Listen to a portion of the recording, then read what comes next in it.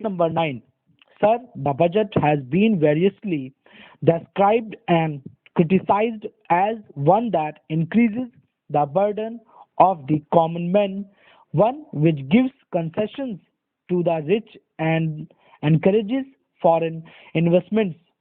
I agree, sir, that it is all this and much more. But it is certainly is not a highwayman's budget. To my mind, sir, the budget is a sincere, conscientious, and at the same time, it is a bold effort on the part of the finance minister who is charged with heavy responsibility of finding resources for the 10th five-year plan. This plan, to my mind, sir, is not at all ambitious in view of our needs.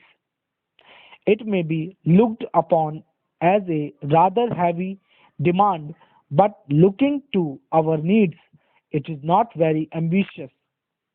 Sir, the fact that even the considerations of the coming general elections could not deflect the finance minister from the course which seemed to him necessary and proper should earn him the appreciation of every right thinking man. The common man's interest, as I said, is nearer to our hearts than perhaps some of others can claim, or at least it is equally nearer to us. And yet, there come times in a nation's history when it becomes necessary for the people to postpone the fruits of their labor and enterprise to secure the future. Here also, sir, opinions may differ.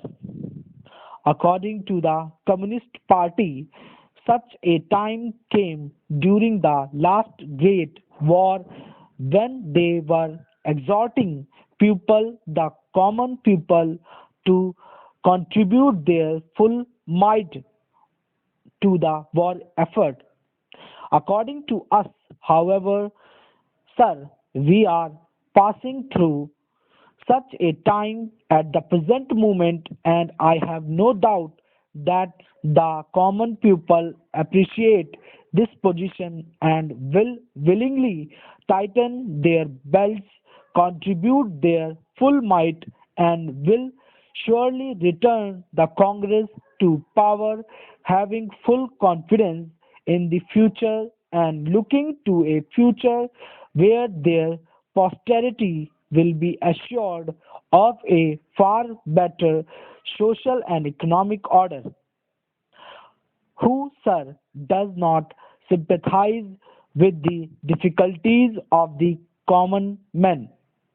As a matter of fact, most of us come from that class, and I am sure the finance minister would have liked to do away with some of the levies. None would have been happier if he could have done without these new levies, but there are certain very imperative limitations. We are passing through a critical period. Sir, it may not be necessary to continue these levies for a long time. Rather, I am inclined to think that before long it may be possible to give us some of them at least. I have very valid reasons to think so. Our public undertakings are coming to their own, and some of our important irrigation and power projects have just been completed. Some others are nearing completion, and in due course, I think, in the very near future, they must yield returns. This will go a long way to lighten the burden of the common man.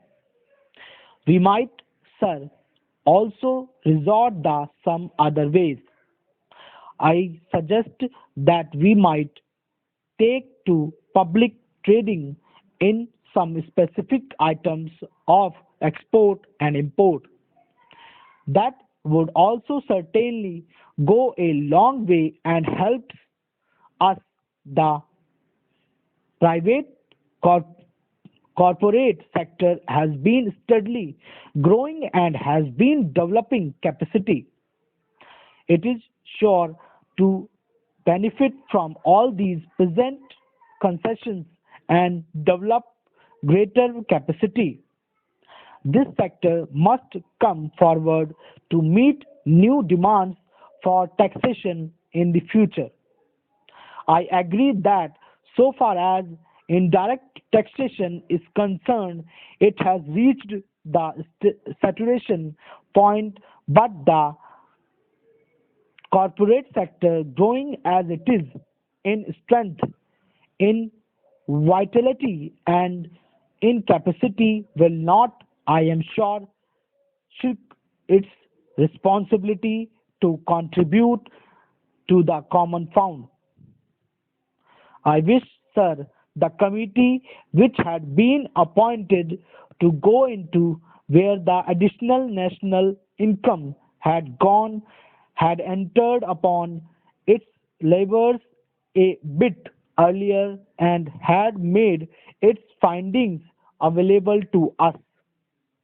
I do not want to state its findings, but I have a feeling that the committee, when it concludes its labors, will come to the conclusion that a major portion of this additional national income has gone into the pockets of a comparatively small number of men, shell number of individuals, and it is they who must in future contribute their share to the country's taxation needs because the profits they have earned are not all due to their efforts and enterprise only. To a very large measure, they are the result of the economic policies of the government and due to certain other circumstances to which they did not contribute anything.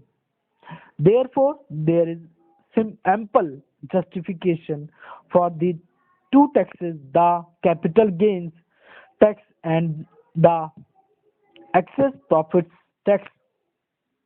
I need not go in detail into all the reasons that my honorable friend has explained earlier so lucidly, but I must say that I entirely agree with them all. Having said this, I would like to say a few words about allocations which have been made to the various ministries in the budget.